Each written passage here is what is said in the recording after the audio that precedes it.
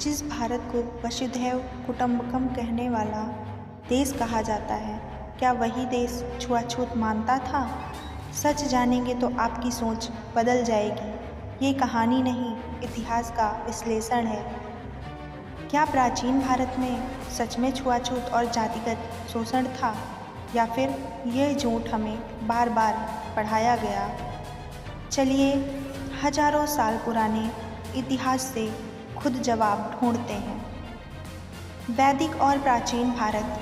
सम्राट शांतनु ने मक्षुआरे की पुत्री सत्यवती से विवाह किया। उनके पुत्र के लिए भीष्म ने आजीवन ब्रह्मचर्य की प्रतिज्ञा ली। क्या यह शोषण था या त्याग? महाभारत के रचयिता वेदव्यास मछुआरे कुल से थे, फिर भी महर्षि बने, गुरुकुल चलाया। विदुर दासी पुत्र होकर भी हस्तिनापुर के महामंत्री बने। विदुर नीति आज भी राजनीति का महाग्रंथ है। भीम ने वनवासी हिडिंबा से विवाह किया। श्री कृष्ण ग्वाल परिवार में जन्मे। बलराम हल धारण करने वाले कृषक थे, फिर भी श्री कृष्ण पूरे विश्व के पूजनीय बने और गीता दी। राम के मित्र निषाद राज उनके साथ गुरुकुल में पढ़े।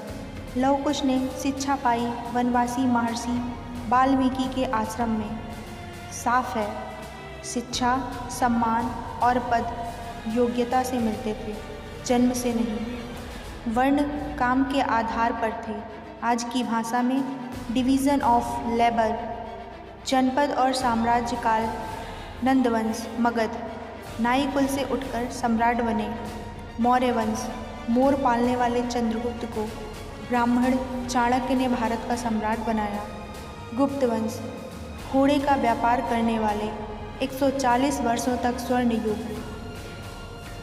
प्राचीन काल का 92% शासन उन्हीं वर्गों का रहा जिन्हें आज दलित पिछड़ा कहा जाता है।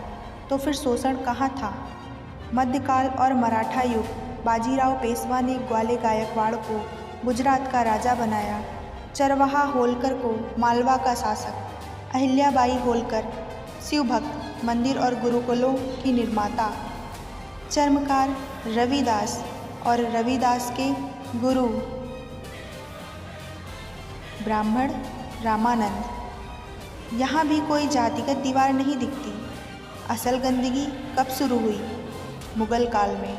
पर्दा, गुलामी, बाल विवाह। अंग्रेजी शासन 1800 से 1947 में।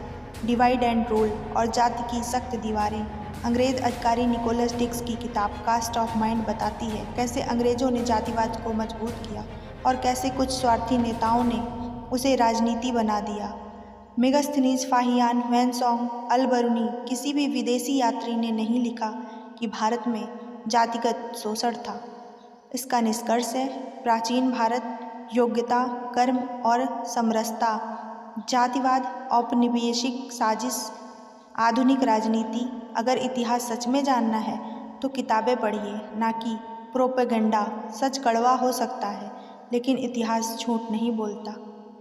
ऐसी ही ऐतिहासिक कहानियों को सुनने के लिए हमें फॉलो करें और हमारे चैनल को लाइक, शेयर, कमेंट और सब्सक्राइब करना न भूलें। धन्यवाद।